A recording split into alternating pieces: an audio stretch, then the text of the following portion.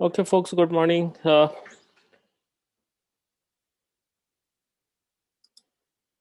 Let's begin with what we studied yesterday and then complete this lecture or presentation by end of today.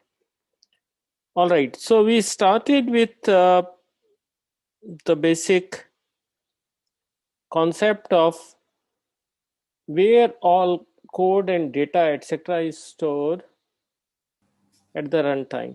Okay, so at the note that at runtime lot of things happens, right? So there is a need for proper data structure at runtime.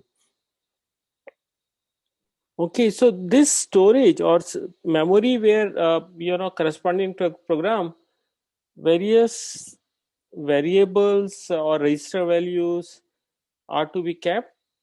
Okay, at the same time, during the program, there may be need to allocate memory based on some data or some calculation, and that is not known at the compile time. It's only known at the runtime. Okay, so surely we need some area in the memory where we can keep the dynamic memory or dynamic like malloc. After malloc etc., we need to reserve some memory, and then this where we can keep. And at the same time we have some parts in memory, some parts in the program which don't grow, which are static in nature. Static in the nature in terms of their volatility, right? So these are like global variables. Okay, so apart from these we have code area which does not change, so we can allocate some space for that. Then static area like global variables, then we have heap like malloc etc. And then we have, while we execute program, the values of variables keep changing, so which is essentially a volatile part. And as we keep going in the function or program, then these variables may come into the life, right? Some variables may have been declared little later. So all that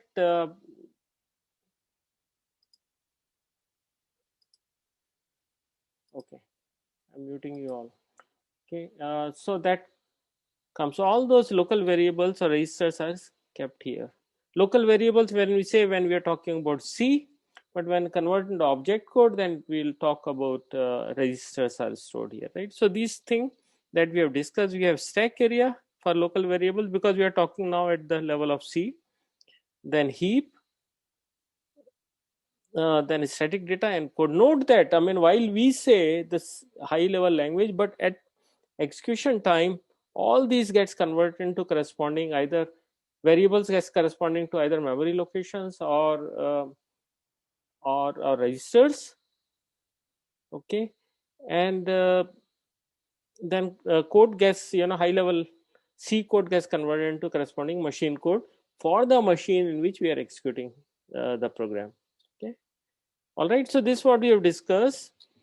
Then we have seen that we have looked at a piece of C code. So we'll see where various components will go. For example, this is a global variable, so this will go into static area. Okay, then we have seen these are local variables, they will go into stack, and this malloc will go into heap. All right, so this is what we have seen. All right, and then we have discussed this concept wherein at runtime of a program, from main we may call a function, and that function may call another function, and we use a term called caller and callee. Okay, caller calls a function that's called callee, and that callee may call another callee. Okay, so that callee that's calling another callee may be called caller then. Okay, all right, no, note that we have, whenever a function starts executing, we create a, so a frame is created for that. Now note that this frame is of not fixed size, because for when the first process or first function is executing, say main is executing, then there is this stack or frame corresponding to that may change, right? So the new variables may be declared and so on. So this size depends on what all is needed to be stored there. Okay, if the function is small, then the frame size is likely to be small. All right. So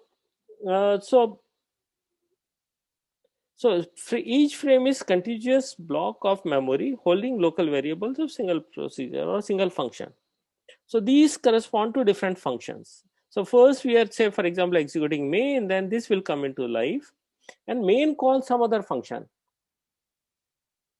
Okay, then this will come into life, second frame, and that in turn is calling another function. So this comes into life. Now stack, note the stack pointer is pointing to the latest frame. Actually, in fact, is pointing from where the frame, last frame, can further grow. So this, and let's assume execution is still happening of this second function. So this is, let's say, main, this is f1, this f2.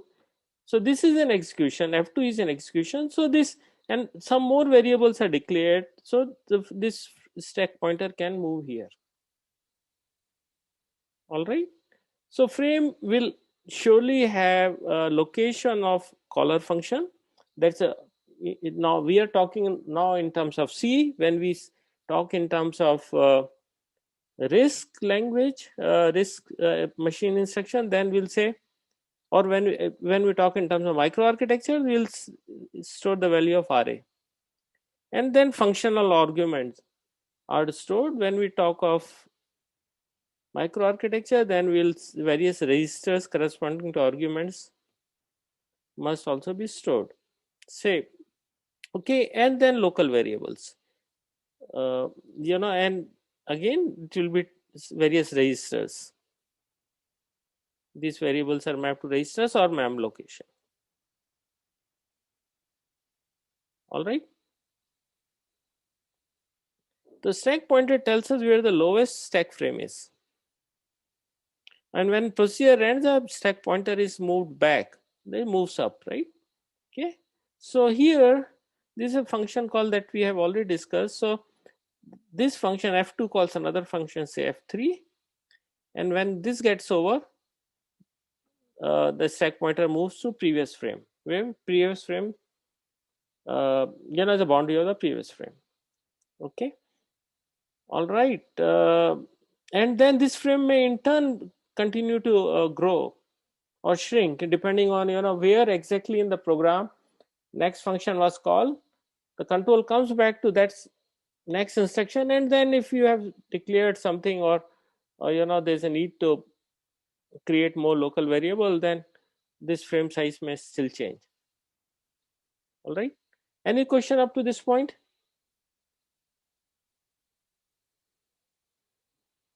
No, sir. Okay. All right. So this is where we have, yesterday we have discussed this. Look at this program. So this is main program is calling a function A. Okay. So as soon as this function is called, control will go to this one, function A. Function A will start executing. It means that now frame will be created for that, and within that there is a call for B. So control now will, so it means that whenever there is a call, then new stack frame will be created for that function. So there will be stack created for B. Now when B start executing, then it has a process function C, so it will create a frame for function C, and when function C execution is over, then control will come back here, and then there will be frame created for D. When D's execution is over, we will start removing stack frame one by one. So it's like this. So this is main. Then when we execute A, the stack pointer comes here. Then we execute B, stack pointer comes here, and then it comes to C. Okay, this is, so you can see the color coding here. And then after C, okay, C execution is over, so this frame will be removed. So C's frame is removed. Okay, is here. And now control comes to D, so one stack frame. While executing, this stack keeps growing and coming down. And when D is over, then this will be removed, and so on. All right, this is another view of the same thing. Only difference is that here a function is calling itself, or there is a recursion. So as many times there is a recursion, it means that corresponding to each function, each time function is called, a new stack frame is created. Okay, so if this is called, for example, 2 times or 3 times, corresponding number of stack frames are created. Note that rest of the area, what we are showing here is only stack. The rest of the area remains the same. That is a static code, static, and heap. Same means that we don't add frame in that. Frames are added only for local variables, etc. in the stack portion. This is how whole structure is designed. Any question?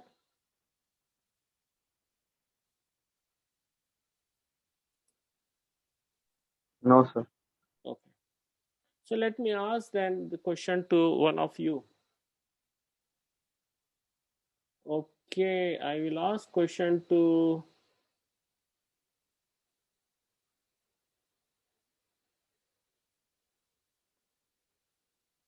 Neeraj. Neeraj Krishnan. Yes, sir. Why do you need stack frames? Sir, because like each function might have its own variables, and like basically we only store the global variables in the static data portion. Yes. Good. Thank you very much. Thank you. All right. So let's move ahead. So you look at this example by yourself. So I will skip it. Okay. Again, this is the same thing. I have repeated. This is what we have discussed so far. So we are not going to get into it again. Okay. So now here we give the motivation for having a dynamic memory area, which is like dynamic memory area is basically heap and stack. Okay. So truly dynamic is which we allocate at runtime is stack keeps growing and shrinking. At the same time, heap is allocated also at the runtime. Okay. So what, and is a program, if a programmer wants some area for something, then uses malloc or similar constructs, and then area is allocated. Okay.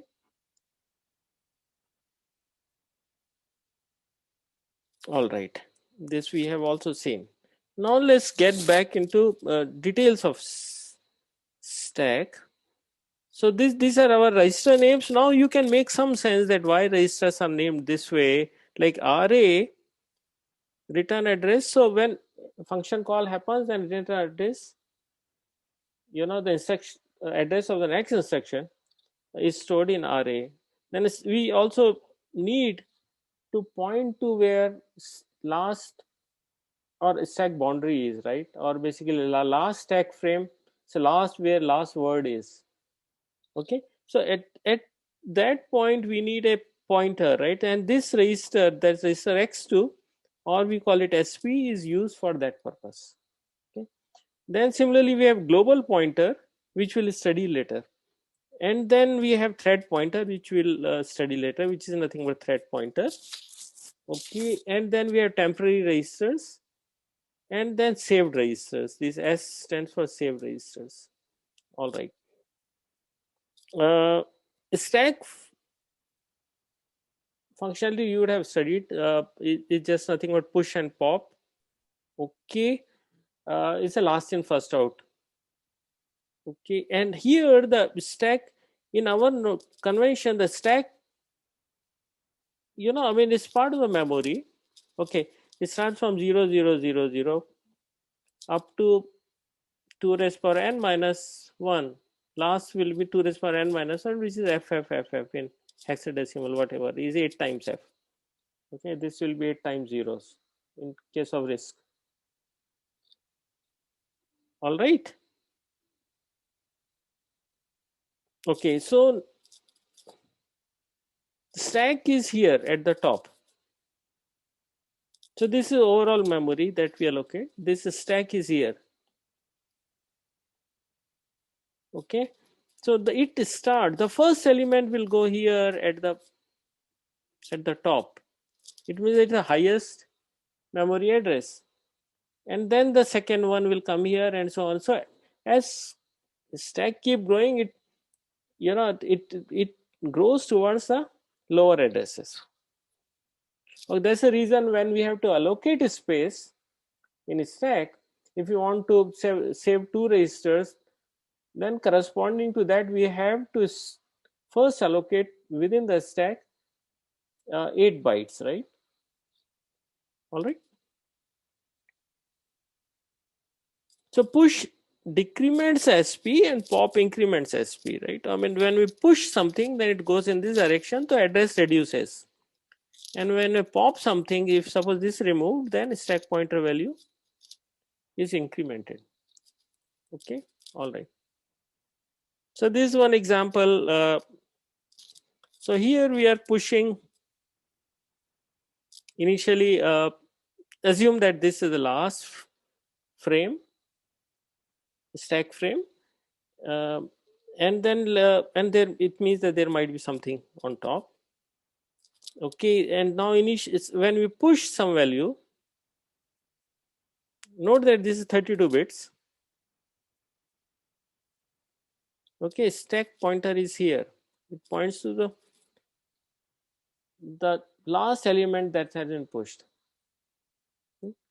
So now actually it's at the boundary, it's rather here. Okay, and then we put another element, then stack pointer moves downwards, and put third element, stack pointer further moves downwards. Okay, all right. So now after 3 pushes, the stack pointer is here. All right. Now this, note that we have 32 registers, and many of them we can use for general purpose computation.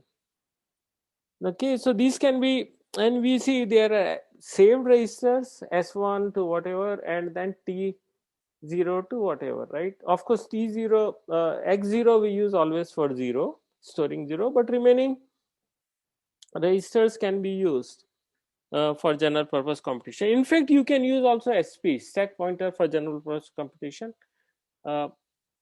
because it's left to the compiler or programmer to use it appropriately. Okay, so if you say in your program, if you say add destination as SP, source is also SP plus, sorry, and some value, say some constant, say 10, so this will work.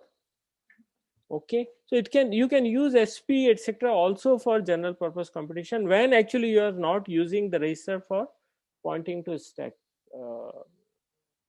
Okay, so however it is left to use it appropriately. All right, so when there are so many registers, then we have to simplify the way the values are stored into these registers, because had it been just one simple program with no function calls, then things are simple.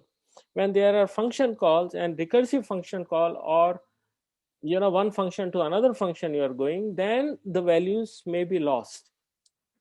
Okay, and then we need to design the system in such a way that these values can be restored.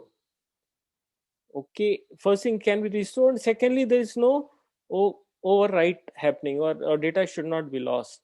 So we need some intelligent mechanism. Okay, so for example, function A suppose we move to, there is a call to function B and it starts using T0. Okay, register T0, and then T0 is being used here, right? Then this register will be overwritten.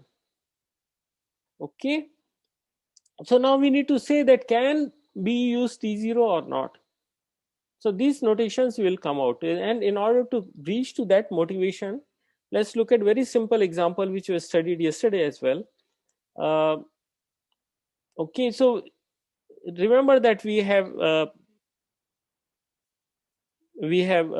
studied about, we have looked at a program in one, I think last to last class, where we have done diff of sum, coding for diff of sum, right? So now diff of sums, if you look at the instruction set, it's using T0, T1 and S3, these three registers.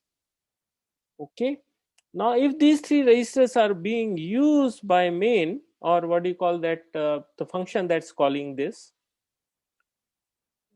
okay, or caller function, then these values will be overwritten. So one simple way is that store these registers into stack before doing other calculations and pop them back before moving control back to caller function. Okay, so this is what we are doing here, that these three registers which a callee function is using, okay, so T0, T1 and S3, they are pushed into stack, and after execution they are popped back. Okay, now in order to push these three value, S3, T0 and T1, S3, T0, T1, we have to allocate the stack. So what we do is that we allocate the stack by 3, means that each will require 4 bytes or 12 bytes. So SP, so now we move the stack pointer to this place. Okay, so SP, move into SP, SP minus 12. Initially SP was here. Now minus 12 means that we are reducing the address towards this one, so minus 12, and so we come here. And when we deallocate or restore, then we move the stack pointer here by changing the value SP is equal to SP plus 12. All right, and then of course we go back to caller function by jump to array. Array contains the address of the next instruction in that program. So this example, this gives the example. This is the example. Okay. Sir, Yeah. so can you explain how, where is this stack stored? The register stack. Where is the stack stored? Right now, see, it could be okay. Right now, you look at only at that is stored somewhere. Don't get into design of whether it's in a cache or it is part of main memory or secondary memory. Just view it that is available. Okay, sir. Okay, so we'll come to that, where exactly a part of that may be as part of L1 cache, which may be just 64 bytes. It could be part of, say, L2 cache. Part of this may be L2 cache, part may be L3 cache, part may also be in main memory, or it's there also in secondary memory. Secondary memory, it has to be there. Okay, now if just to give you answer in very brief, although it's a 2 raised power, this size is address space size 2 raised power 32 minus 1. I mean, if you may not be using most of these, right? Maybe using the, at least, this function, if function is small, then, this address space is not used, then you don't need to bring it to cache or main memory, right? Or in fact, you can structure it well also in secondary memory. So point I'm making is that where it is kept, that we'll study that when we'll study memory hierarchy and cache organization. But at this point in time, visualize that if program wants to access anything in between, it's available. So conceptually, you thing that is available now. Okay, sir. All right. Just view it that way, that anything that is an address space for a program is available. Okay. So right now in your mind you can think that it's available somewhere. Okay, so this is what we have seen discussed earlier. S3, T0, T1 will come here when we push this, and then when we pop it back, and this space is deallocated and the stack pointer moves up. All right, good. Then we that's what we discussed. Now, question is that can't we do intelligent things here? This is very primitive or mundane, right? I mean, we have not applied ourselves that all registers are saved when there is a function call. By calling function is not an intelligent scheme. Okay, so better scheme is that let's define what should go where. Okay. Okay. So note that each function should access its own stack, not the stacks belonging to other functions, right? So there is a some function, say f, is calling another function f2. So this function which is calling another function should not, suppose it wants to read something from stack portion of f2, which should not be allowed to do so. Okay.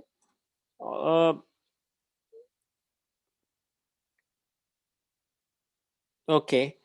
So here in this earlier program, we have also saved, note that we have saved T0 and T1 also, and there is no need to save that. Okay, because if we design proper convention, okay, so if if the calling function does not use, if the program that has called diff of sums is not using T0, T1, then is unnecessary. We are doing all these things unnecessary. So that's the reason we design a scheme such that certain registers will be saved by caller and some will be saved by callee. Okay, and this should be optimized that there should be no unnecessary savings, because when we push something to stack or pop something from the stack, it takes certain cycles. Okay, so all these should be minimized. Okay. Okay, so we have two types of registers that we in general have. We have saved registers. Now name is saved. Okay, saved registers are saved by callee. Okay, so when call goes from caller to callee, if callee wants to use these registers, that is saved register like S0 to S11, then it has to save then a stack, because it does not know whether caller is also using them or not. Now you may argue that why does caller not know about it? If you write both programs by yourself, then you know it. But function calls might have been, or functions might have been written by somebody else. This is written by somebody else. Okay, then there has to be convention. See, if you intelligently write these functions, it's just the main program and calling a function, then you can adjust everything, right? But nothing will happen, because who's using what. But when there are hundreds of functions and they might be recursively called, or maybe calling some other function, so we need this convention. Okay, so S0 to S1 is saved registers which are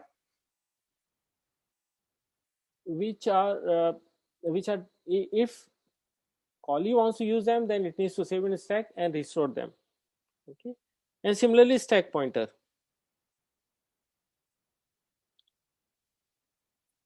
Okay, so I will leave you to find out in what situation stack pointer will get corrupted if we don't save it. Please think about it, and I may ask a question about it in the exam. Might. Okay, and then there are other set of registers which we call them non-preserved or volatile register or caller saved registers. And these are all temporary registers, like T0 to T6, A0 to A7 and RA. Okay. Okay. Now, if caller is using them later means that when control comes back to the caller from callee, if caller wants to use this register, then it needs to save them before making a call to callee, because callee may change them, and callee has then no responsibility of restoring them back. So like temporary registers and so on are given freely to callee to use it and not restore them. Okay, so callee can change any of these registers without restoring them. So it's a responsibility of caller to preserve these registers. Say for example RA. So we are in main program, and we have gone call the function say F1. Okay, so there is a register value here, RA value here. Say we call it RA1 value. Okay, now this guy goes to say function F2. Now it means that now after execution, control will need to come back here. Okay, so this guy before making a call must save the return address.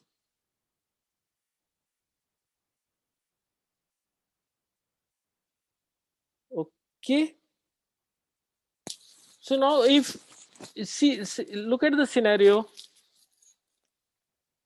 that something that was here earlier value of RA, if it gets overwritten, then the value is lost.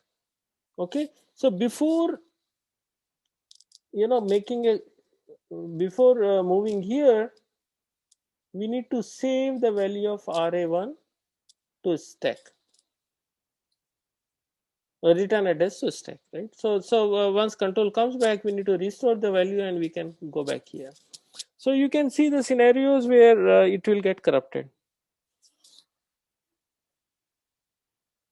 Okay, so it's so basically I will just redo it. Okay, so there is a function which calls another function, say F2, F3, F2, F1. So this will have, so once calls goes there, it has to come back to this one, next instruction here, which we call RA1. When call goes here, it has to come back to say address RA2.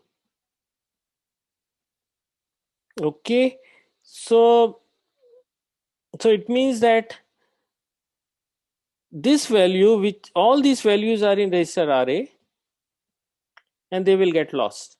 So after control goes here, the original value of RA will get lost because it will be overwritten. So we need to push the value into the stack, and that can be restored. Now who needs the value of RA here? This function needs the value of RA for coming back. Okay, so at this point, before making call, whatever is the value of RA, it will push into stack.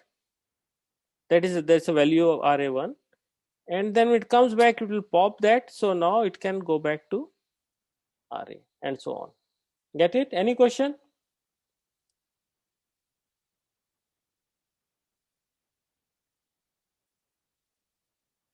No, sir. All right. So this is the category that we have defined. We'll not go through it again. Okay. Now, with that knowledge, that temporaries need not to be stored by callee. They need to only push or saved registers. We change this program, right? So two temporaries we were restoring earlier, we don't need to store. So now we, instead of creating a stack for 3 elements as S3, T0, T1, Now we create only for S3 because S3 might have been used by caller program. Okay, and the callee may not know. Callee may be written by somebody else, so it doesn't know. So it has to follow convention. So it will do everything and then restore the value of S3. And once that is over, and then it needs to when execution is over, then it releases the stack corresponding to this SP, corresponding to S3. Okay, all right. So what is now, instead of 3 we are storing 1. Now you need to further, compiler needs to also see that do we really need saved registers, because if we are using saved register in the program, then we need to save it. Otherwise, can we use temporary in this case such that we don't need to save, unnecessarily do one push. Okay, and then next one, it says that in this example there is no need to use the save register, so we avoid using save register here. And then using these 3 instructions, we earlier we were using S3. Now we can avoid S3 and directly give results to A0, which is argument register, which is giving result, passing the result back or to a caller function. Okay, any question on this one?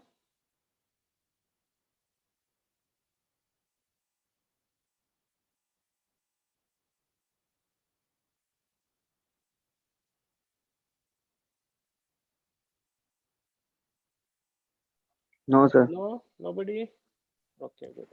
Because it's very important concept, and this will also explain how recursion actually happens, right? If you do recursive programming, right, a function calls itself until you reach to a condition such that recursion stops. Okay, then question is that how does the value gets transmitted from the last call to previous call to and so on, right? So this is how it happens, that for every invocation of recursion, one stack frame is added to corresponding to that recursion. Now we have 2 types of function calls. We call leaf and non-leaf. So if a program, say caller, is calling a function, okay, say F1, and then F1 is not calling anything else, then this is called leaf function. Okay, if it is calling another function, then this is a non-leaf function. Okay, so non-leaf functions are easy to manage. Sorry, leaf functions are easy to manage, and non-leaf functions you'll have to take care of few things, right? Okay, all right. So now we have understanding, and then we know that local variables and saved registers will go to stack. Okay, all right. So temporary registers, if the caller function is using and wants to use after the function call, then it also has to be pushed into stack. All right. So this is an example which is exactly same what we have studied earlier. We have, what we are discussing is simple mechanism where first thing that will be stored is return address into the frame. Okay, that's a corresponding to RA. Next will be saved registers. Okay, and if you are using temporary registers, and then local array and other structures. Okay, and then so stack pointer will point to the last element that has been pushed, and then when execution is over after the call, it will move back to point it to the first location that's available. So the basic structure of function is as follows. When you write a function, okay, in this 5 assembly language, okay, we need to do the following. So we have something called prolong, then the body, where we are actually doing computation, that function is intended to do, and epilogue, something that we need to do afterwards. What is the first thing we are doing? We are corresponding to elements that we need to save. Okay, say registers, etc. We are changing the value of frame size. Okay, so basically we say, for example, here we are saving the value of, okay, we are pushing the value of array into stack.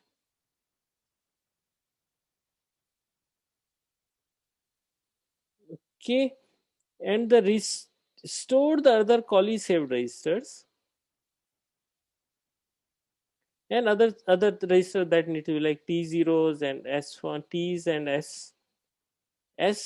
You know, if it's using those saved registers in the program, it has to push. At the same time, it's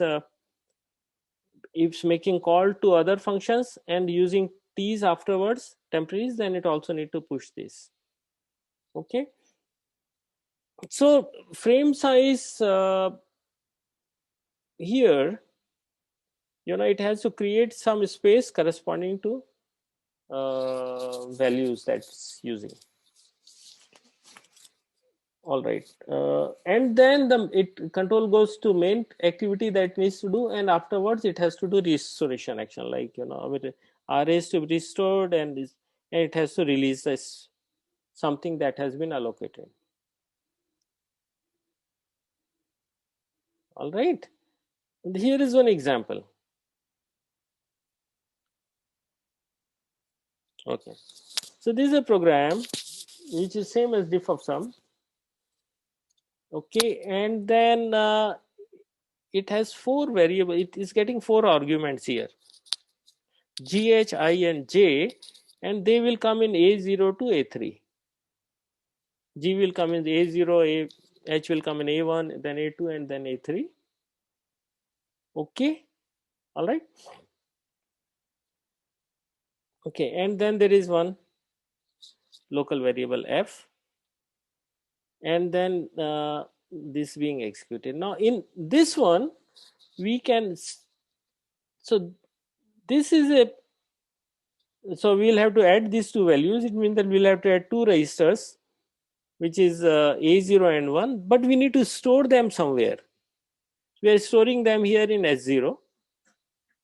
Okay, and then I plus J storing in S1. It means that we are using 2 registers S0 and S1. Hence, and this is a leaf function. Okay, so it means that we are here, so we don't know whether a main function is using S0 and S1, so we need to push them into stack. Okay, so this is what we have done here. And first, in order to do that, we have to create space in the stack for this. Okay, and then do its own activity, move, do this activity, and the answer will come to A0, which is this register A0, this argument register will A0, remember A0, A1 we are using for passing the result back to the main function or caller function. So we have done it here, and now what we need to do, we need to restore the values of S0. What we have pushed, we need to pop it such that this program can use S0 and S1 without corruption. Otherwise, it will get corrupted, right? So that's it. It's very simple, and release the space. Okay, same thing pictorially is shown here. We are pushing S0 and S1 to stack, and at the end we pop it back. And then we have seen this concept, there is no need to use S0 and S1. Instead, we can use T0s. Then we don't need to do saving. All right. If had we used S0, S1 in previous example, all these things are needed. But we can see that program can be, our compiler can generate code in such a way that maximally temporary registers should be used. And here, as instead of S0, S1, we use T0, T1. So now in this case, we don't need to do anything.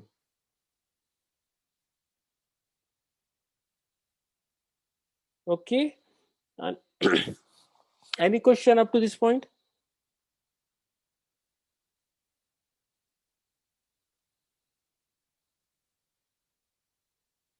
No, sir. No, sir. Okay, all right. Then we come to non-leaf function, where non-leaf functions are functions which can call other functions. Okay, all right. Non-leaf functions are a little more complicated. So caller may need to save non-preserved register onto the stack before they call other functions, and they need to restore this function afterwards.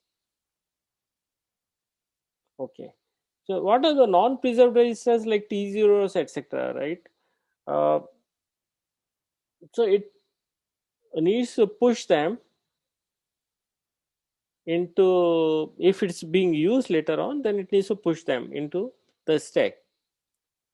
So only thing care must be taken when we have non-recursive function is to store registers properly such that they can be reused. Okay. So this is a non-leaf function call. Okay. And we need to push array into stack pointer, jump to function 2 and restore the value of array. Okay, this is what we have studied, right? So only thing you need to take care of is that register should take care of preserved and non-preserved registers, such that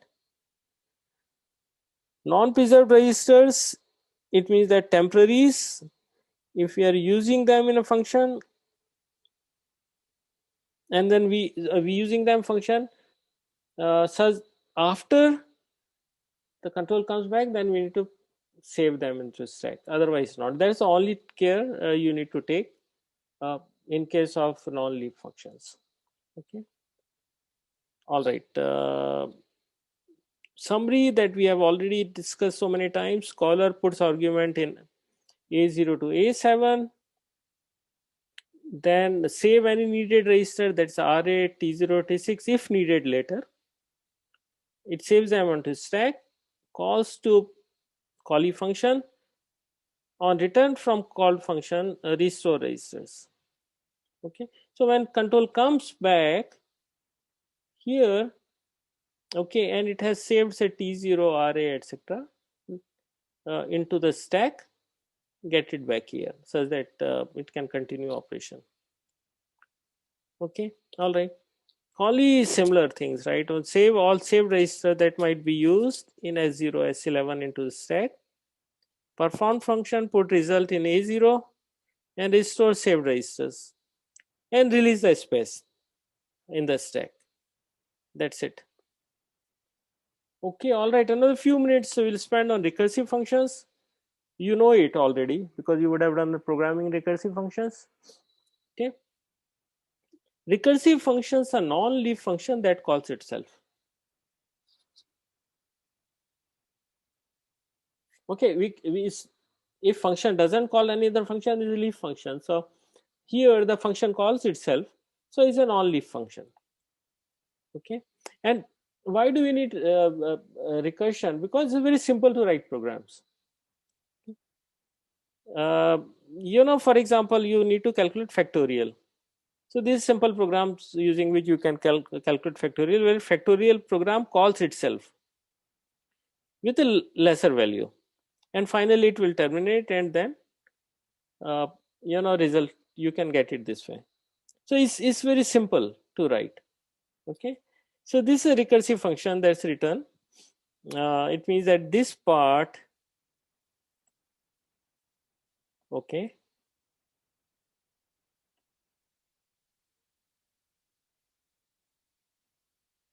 okay, all right. So this explains what it's doing. So please go through it. We are not going to discuss in this class. Okay.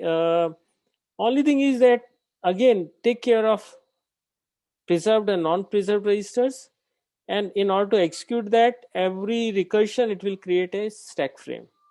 Okay.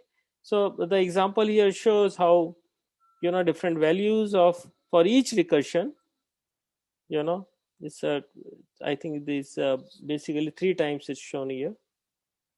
Okay, each recursion the value of RA will get into it, A0 will get into it, and so on.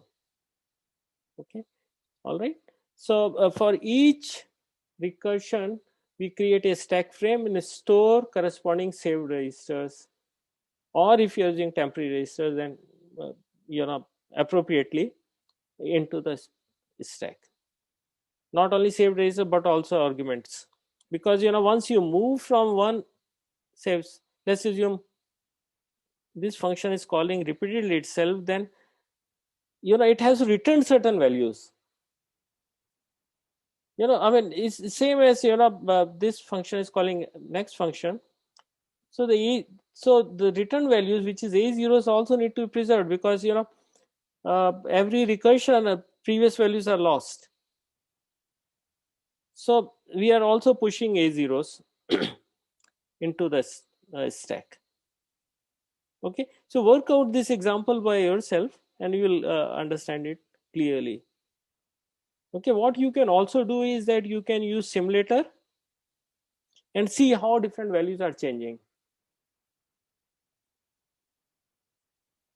Okay, so today, most likely today or by tomorrow evening, I will send you assignments where we will have to use simulator that's available at University of Berkeley site, and they have developed this simulator, RISC-V simulator, and use this example and other examples to see how different registers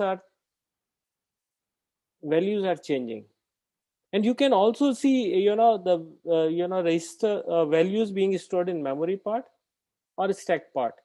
So you can see how stack is changing and increasing and reducing.